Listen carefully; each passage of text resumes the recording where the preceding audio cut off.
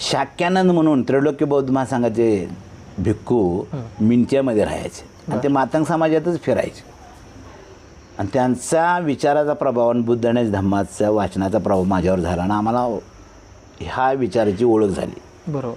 तोपर्यंत आम्ही हिंदू त्याची पूजा अर्चा असल्या असंच होतं. पण मी शक्यतो तिकडं म्हणजे 7वीपासूनच मी त्याला बगल दिली विरोध होता. पण मी शोधत होतो आणि मला हा मार्ग सापडला. आणि मग शाक्यानंदजी एवढे प्रभावी ठरले आमच्या समाजावर. मिंचे म्हणून गाव तुम्ही कधी जा, मिंच्याच्या घराघरात बौद्ध विचार त्यांनी पसरवला.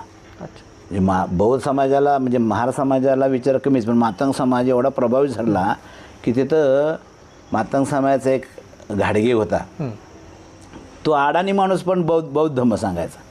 आणि मग आमचा निर्णय झाला की बाबा हे हिंदू धर्म आपणाला काय पोषक नाही, आपण बौद्ध धर्मच स्वीकारला पाहिजे. आणि 1984ला मी, शिवाजीराव घाडगे, राम कांबळे, बाळासाहेब कांबळे, मधुकर वायदंडे ह्या 10-1200 पोरांनी आम्ही